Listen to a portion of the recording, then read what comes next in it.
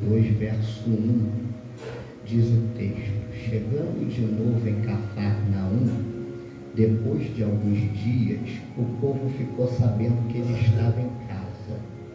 Dá um salto para o verso de número 11. E tendo ordenado, levanta-te, eu te ordeno, levanta-te, toma a tua maca e vai para a tua casa. Então ele se levantou e no mesmo instante, tomando sua maca, saiu andando à frente de todos, que estupefatos glorificaram a Deus, exclamando: nunca vimos nada semelhante a isto. Desocupe sua mão, por gentileza, com todo carinho e respeito. Segure a mão de um crente pentecostal, mas só pegue a mão dele se ele for vaso. Eita, glória! Isso, teve gente que ficou de pé para segurar na mão de alguém. Dá uma apertadinha de leve, não para machucar, só para ele acordar. Chacoalha ele e diga assim para ele: hoje é a noite de você voltar para casa com a vitória dessa guerra. Teve 3 que glorificaram, eu vou repetir. Chacoalha ele e diga para ele: hoje é a noite. Eu estou sentindo Jesus aqui. Diga para ele: hoje é a noite de você voltar para casa com a vitória dessa guerra. Agora adverte ele, fala: fica quietinho, porque quem viver verá. Vai ter gente que vai ficar estupefato com o que Jesus vai fazer. Se acende glorificado.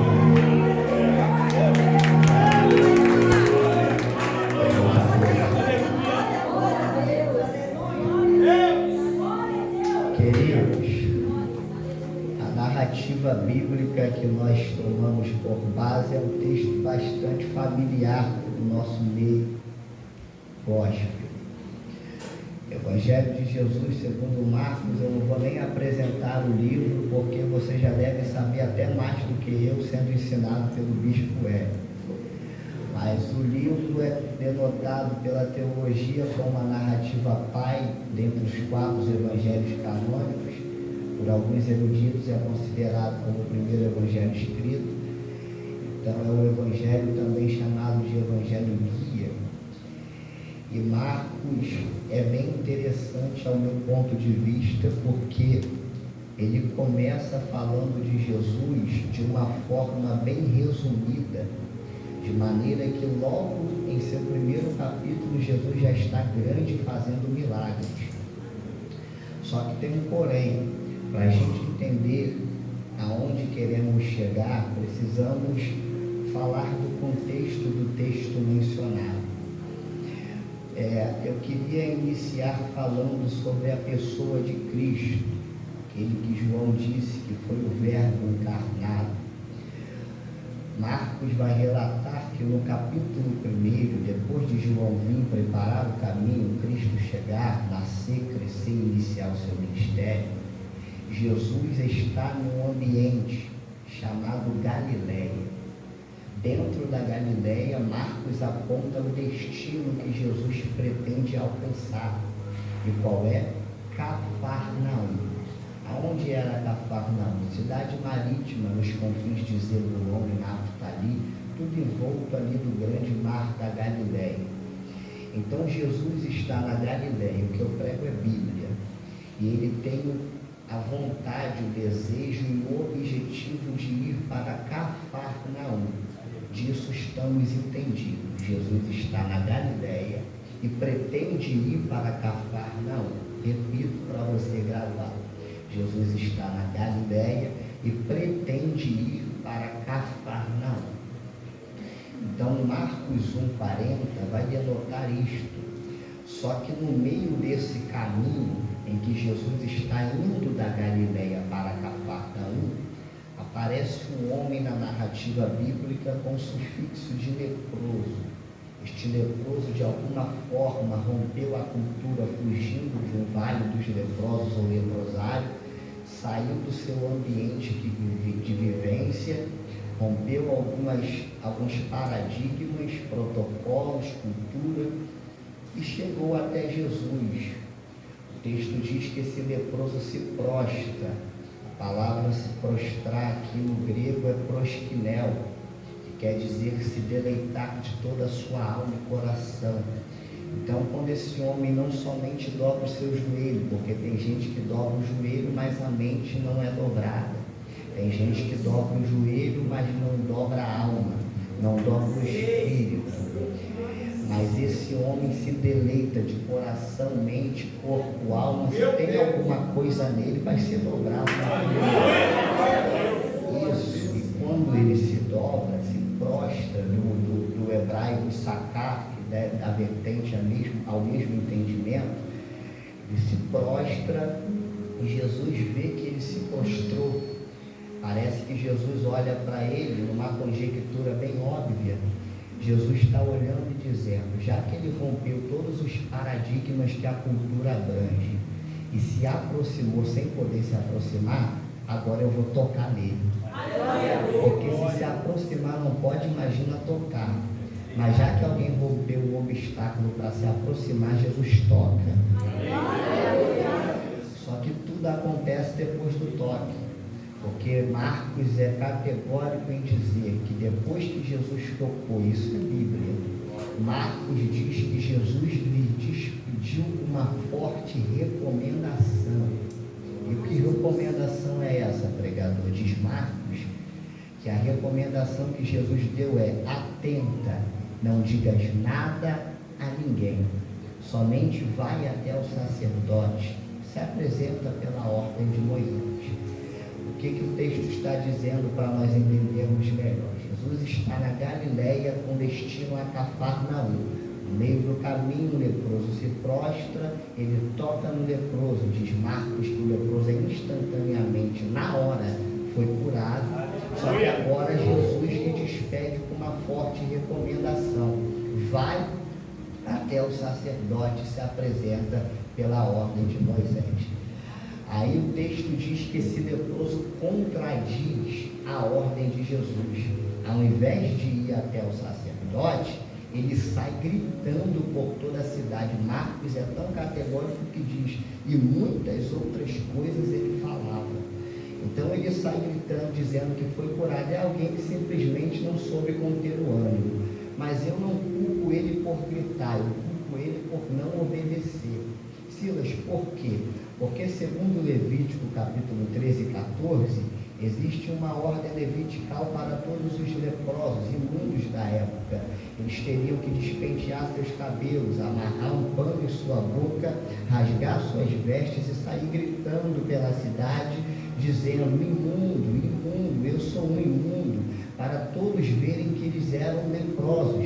Então olha o contraste, olha a incongruência que isso parece ser. Quando o leproso está leproso, se compadece de uma enfermidade, está passando pela pior fase da sua vida, ele precisa sair no meio de uma passarela gritando que é leproso. Agora que ele é curado, que é o dia de gritar, Jesus olha para ele e diz: fecha a boca e vai até o sacerdote. Vê se não embola a nossa mente. Isso aqui é coisa que parece ser estranha, às vezes sonoriza até como uma ironia, porque se eu posso gritar minha derrota, no mínimo eu também tenho que gritar minha vitória. Essa é a lógica da vida. Porém, Jesus está dizendo: fecha a boca, não digas nada a ninguém. E vai, tem 3 pentecostais que demoram atrás. Ele diz: fecha a boca e não digas nada a ninguém. E vai até o sacerdote. Perceba que Jesus não manda ele não dizer nada apenas, mas depois que diz para ele não dizer nada, Jesus dá um destino: vai até o sacerdote. Por quê? Porque o sacerdote, averiguando ele, segundo a mesma ordem levitical, ele seria averiguado e constatado curado. Depois de uma observação, seria devolvido para a sociedade. Se tem casa, volta para casa. Tem família, volta para a família. Tem trabalho, volta para o trabalho. Ou seja, sabe o que Jesus estava dizendo para ele? O que eu fiz na sua vida, você não vai precisar gritar para que alguém saiba. O que eu fiz na sua vida, deixa que eu vou mostrar com suas atitudes. Só que tem gente que está perdendo o que Jesus quer fazer porque quer gritar, sendo que é para ser visto. Escute isso aqui, tem coisas que não são para serem ouvidas, que precisam ser vistas. Sabe por quê? Contra fato não há argumento. Tem gente que vai ouvir você falar que mudou e vai dizer, é fogo de palha. Daqui a pouco desvia de novo. Marido mudou nada, família mudou nada, está bem de vida nada, firmou na igreja nada. Contra a sua palavra alguém pode contestar, mas contra as suas atitudes alguém vai ter que olhar e dizer, verdadeiramente ali vai o homem. Eu esquentou a turbina, bispo. Ali eu estou sentindo Jesus na minha alma. Segure a mão de um crente pentecostal, mas vamos na marcha lenta, que isso aqui vai ficar muito sério. Pegue a mão de alguém, por favor. Eu estou começando a ficar... Ai, Jesus, me guarda. Pegue a mão de alguém, chacoalha ele firme e diga para ele, a partir de hoje, é boca fechada e mãos à obra. Porque o que o grandão da Galileia vai fazer, tu não precisa ficar ofegante, perdendo leite de céu. Alguém está no mistério lá atrás já. Jesus me guarda, eu vou falar aqui hoje. Você não precisa perder leite de sono, querendo mostrar que algo mudou. Te prepara ali na direita, tá entendendo? Jesus vai mostrar com suas artes.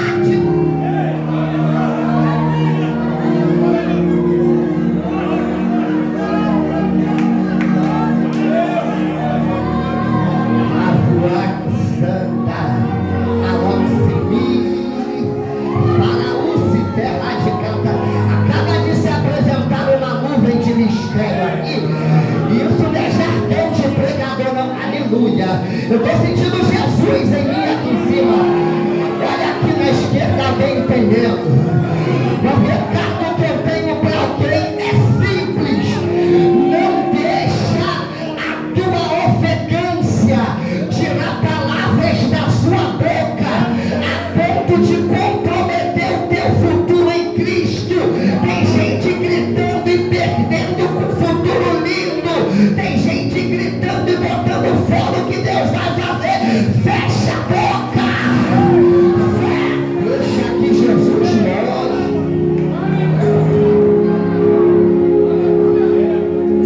Olha para quem está do seu lado e diga para ele, existe um tempo certo para gritar. Lembra da muralha de Jericó? Então escute isso aqui. Até para falar tem um momento certo. Porque existem pronúncias que comprometem o meu futuro. E Jesus só quer que ele mostre ao sacerdote. Porque Jesus não quer que ele fale o que tem que ser visto. Mas isso é assunto para outra conversa. O que eu quero dizer é que agora Jesus disse para ele uma ordem, só que ele contrariou a ordem. E o texto diz que por conta da prática dele, Jesus teve que ser obrigado, Marcos é categórico, obrigatoriamente teve que se destacar, se isolar para o deserto. Então vamos entender o texto. Jesus estava na Galileia indo para Cafarnaum. No meio do caminho, o leproso pede cura, Jesus cura ele, lhe despede com uma forte recomendação, ele contraria a ordem de Jesus e para no deserto.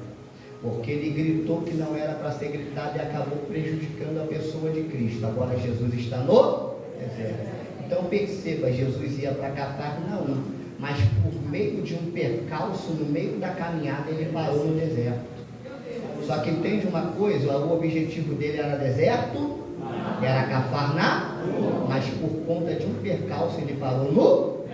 Porque existem coisas na nossa vida que é assim. Ninguém projeta deserto, mas por conta de alguns obstáculos a gente acaba parando. Só que eu tenho uma notícia para você. Você não parou porque você merece. Você parou porque foi obrigado por conta da circunstância. Isso é diferente, porque tem gente que está no deserto porque cavou e plantou para estar lá. Mas tem outros que foi por conta de um momento debilitado, de uma circunstância que te levou até lá. Jesus não está no deserto porque merece, está no deserto porque precisa. Isso é diferente. Jesus está no deserto, porém o rumo dele é Cafarnaum. Aí o texto de Marcos capítulo 2 diz: e depois de alguns dias Jesus estava em casa em Cafarnaum. Ou seja, então quer dizer que tudo isso aconteceu, mas depois de alguns dias tudo normalizou e Jesus estava em casa? O que está falando é a Bíblia, não sou eu. O texto diz que Jesus está em casa, em Cafarnaum. Então quer dizer que mesmo que tudo isso aconteceu, ele atingiu o seu objetivo. Porque nós temos a mania de pensar que perca de rota tem que ser perda de objetivos. E isso é diferente, não é porque você perdeu o caminho que você vai perder o objetivo.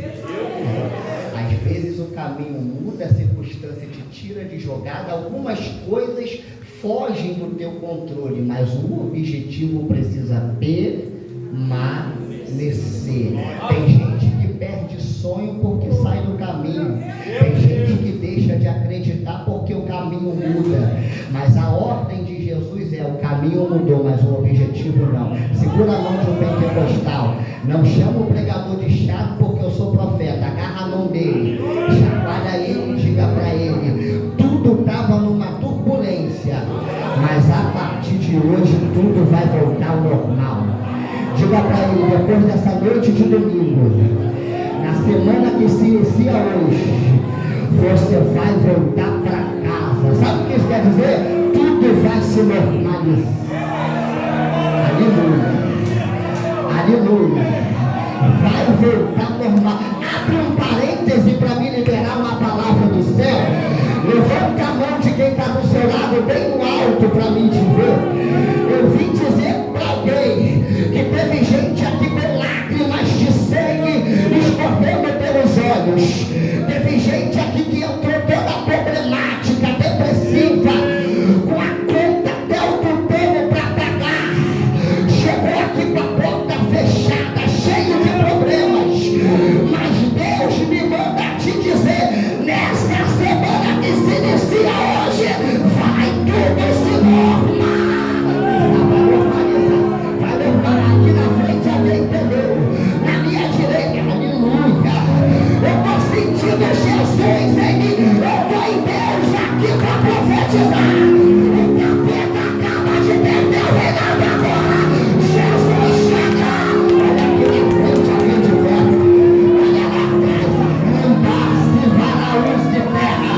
Eu estou cheio de Jesus. Eu estou sentindo Jesus. Eu estou sentindo Jesus. Eu estou sentindo. Te prepara, meu filho. Te prepara, homem. Te prepara, mulher. Inicia hoje a melhor fase da tua vida. Quem cresce.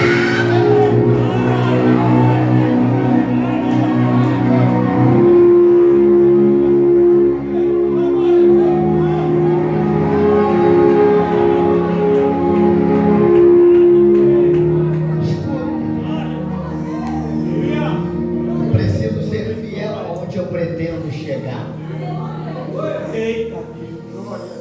Então quer dizer que depois do processo, por ele não perder o objetivo, ainda que o caminho foi trocado, ele alcança o seu objetivo. Isso. Então ele alcançou o objetivo. Só que tudo que eu quero falar hoje fica dentro dessa casa. Porque alguns historiadores vão dizer que a casa é de Pedro. Porém, o texto está dizendo que Jesus está em casa. Eu não quero saber de quem é a casa. Eu sei que o que vai acontecer dentro dela vai edificar a nossa vida. Jesus está em casa. É a Bíblia que está dizendo, não sou eu. Então, quando Jesus está em casa, escuta isso. O texto diz que a casa está cheia. A essa altura do campeonato, o ministério de Jesus já tinha explodido, todo mundo conhece. E não vamos ser hipócritas, mas todos que estão dentro da casa querem milagre, porque a multidão que segue ali é a mesma multidão, denominando não literalmente, mas de uma forma figurada, de João capítulo 6, e quando Jesus não dá milagre, ele oferece palavra a todo mundo, então eles querem o quê? Milagre. Então, como a casa está cheia e eles querem milagre, bispo, olha o que acontece. Jesus está pregando a palavra. Porque Jesus não faz milagre sem antes doutrinar com a palavra. E quando ele prega a palavra, o texto diz que a casa está cheia, de maneira que quem está fora não consegue entrar, e quem está dentro não é nem louco de querer sair da perto de Jesus, vai sair para quê? Porém, do lado de fora existe um homem paralítico que solidariamente é carregado por 4 homens, que eu chamo de missionários, que colocaram ele numa espécie de maca. A palavra original usada para cama aqui é catrê, que era uma cama móvel construída para locomover o paralítico dentro da sua paralisia, feita naquela época, visto que era muito difícil locomover os paralíticos. Criaram uma cama móvel para levá-los para as suas necessidades. Esse catrê, que nos dias de hoje mais próximo é a maca. Tem uma senha dentro dessa maca. Quem quer ouvir ela, diga glória. Sabe o que a maca faz, bispo e bispa? Ela tem a capacidade de confortar, entreter, tirar sorriso do paralítico, porém dentro da sua paralisia. A maca ajuda, mas não resolve. Leva o paralítico para onde quer, dá sorriso, dá risada, brinca, faz o que quiser com os amigos, mas quando ele volta para casa ele continua a parar, mas depois que ele encontra com Jesus é diferente. Escuta isso aqui. Aí o texto diz que bota ele numa maca. Coloca onde? Na maca. E quando coloca na maca, é aqui que está o ponto, questão da história. Quando coloca numa maca, eles pretendem acessar a casa que está Cristo. Só que o texto diz que a casa está tão cheia, está tão cheia que eles não conseguem entrar. Como eu disse e repito, quem é bobo de sair? Jesus está lá dentro. E quando se diz respeito de milagre, muita solidariedade some, mas isso também é assunto para outra conversa. Aí o texto diz que eles querem entrar, porém a casa está cheia, não tem espaço na porta, não tem espaço na janela. O que eles fazem? Alguns eruditos vão dizer que tinha uma escada à esquerda das casas que serviam para dar acesso ao telhado. Por essa escada eles sobem, fazem uma ruptura no teto e colocam o paralítico pelo teto, dentro da casa que cai de frente a Jesus. Só que tem um porém, eu já caminho para o final dessa mensagem. Aqui dentro dessa casa, o texto diz que esse paralítico vai ser curado. Jesus olha para ele e diz: meu filho, perdoado de ti está os teus pecados. Pega a tua maca e vai para a tua casa. No meio dessa pronúncia, alguns fariseus cogitam, eles não dizem, eles pensam. Só que Jesus não vê o que o seu lado fala, Jesus vê o que o seu coração está dizendo. Então eles só cogitam e Jesus entende o que eles estão cogitando. E a cogitação é: quem é ele que blasfema desse jeito, dizendo que é homem para perdoar pecados? Aí Jesus olha para ele e diz: ué, fica mais fácil dizer para ele que ele está perdoado dos pecados ou pegar a cama e ir para sua casa? Só por causa disso, está perdoado do pecado também. Pega a tua cama e vai embora para sua casa. Só que tem um porém, tudo mora aqui. Silas, por quê? Porque o texto está dizendo que Jesus curou, sim ou não? Sim. Um paralítico, sim ou não? Sim. Dentro de uma casa cheia, sim ou não? Sim. Só que a pergunta vem agora, quebra a sua cabeça comigo nessa interrogação. Nós somos amantes de Bíblia. Olha o que o texto diz. Mateus, Marcos e Lucas, 3 evangelistas sinóticos, vão relatar o mesmo milagre dentro da mesma casa. Porém, só tem um milagre dentro dessa casa, que é o milagre do paralítico. Vê se não parece estranho. Tem uma casa cheia, que todos dentro dela querem milagre, mas um só consegue receber o milagre dentro da casa. Se embola a nossa mente, porque dentro da lógica tem muita gente que também precisa, e por que só um recebeu? A resposta está no texto. Quando eles estão descendo pelo teto, o paralítico na maca, Marcos 2,5, o texto diz: e observando Jesus a fé daqueles homens. Você vai entender isso aqui agora. sabe por que Jesus observa a fé e encontro diferencial no paralítico? Porque olha a conversa de quem está dentro da casa de frente para Jesus, na cara do milagre. Quem é ele? Que diz que pode perdoar pecado, por acaso blasfema? Então quer dizer que está na frente de Jesus, mas a mente está lá fora com a incredulidade dentro do coração. Aí entra dentro do culto, ouve a palavra de Jesus, mas sai pior do que entrou. Aí chega alguém paralisado, maltratado, humilhado, entra pela maca com a ajuda de alguém pelo teto e recebe dentro da casa o que ninguém teve. Sim, mas o que é isso? A resposta está no texto. Jesus não quer apenas o seu esqueleto dentro da igreja. Tem gente que está enganado achando que estar perante a Jesus é o suficiente. Eu provo com a Bíblia que não. Você precisa saber se portar perante a Ele.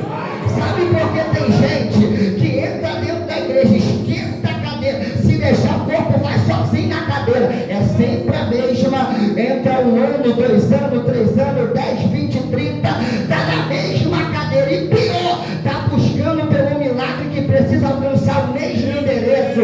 Porque a vida não muda, porque a vida não anda. Aí chega um jovem igual a mim, que tem pouco tempo de igreja, mas decidiu se entregar de verdade e sai. Eita!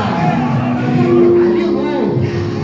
Eu vim dizer para alguém, eu não sei como é que você vem para o culto, mas depois da noite de hoje, se você não deixar tudo no altar, eita, eu te desconheço, eu te desconheço, eu te desconheço. Eu não vim para olhar para a cara dos outros, eu vim para receber em Cristo meu milagre. Alguém vai também? Alguém rampa, olha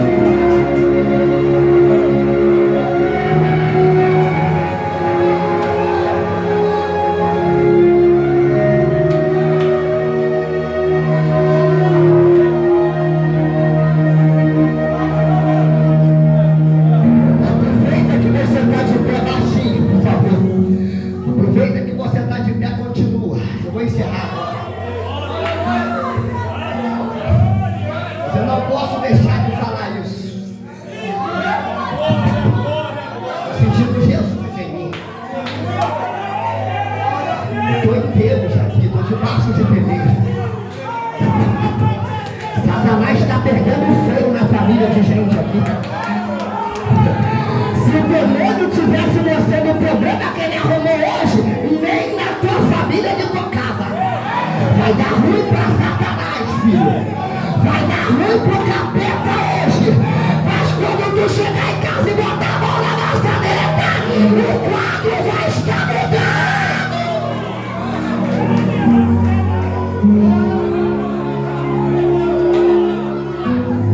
Escute aqui.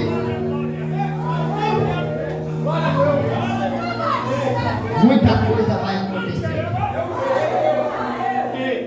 Quem gosta de Bíblia, diga glória a Deus. Então escuta o melhor que eu deixei para o final. Quando esse paralítico quis entrar com a ajuda dos amigos na casa, fica de pé, sustenta um pouquinho. Alguém abriu a porta para ele entrar?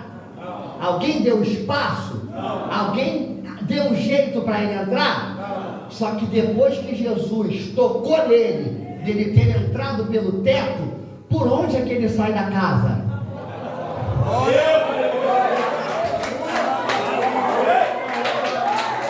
Então escute isso aqui. Quer dizer que quando ele estava quebrado, humilhado, triste, abandonado, sozinho, ninguém quis abrir caminho para ele passar. Mas depois que Jesus tocou, tiveram que abrir caminho para ele passar. É Bíblia. E pior, tiveram que ficar estupefactos, exclamando e dizendo: nunca vimos nada igual a isso. Segura a mão de quem está do seu lado. É a hora que os pentecostais que estão emborcados vão desemborcar. Cata a mão de alguém. Cata a mão de alguém. Todo mundo de mão dada, por gentileza. Se for necessário, fecha o corredor ali, por favor. Fecha o corredor. O bispo me deixou em casa. Eu estou em casa. Fecha o corredor de mão dada. Chacoalha quem está do seu lado e diga assim para ele: o mesmo. Diga para ele: não é outro.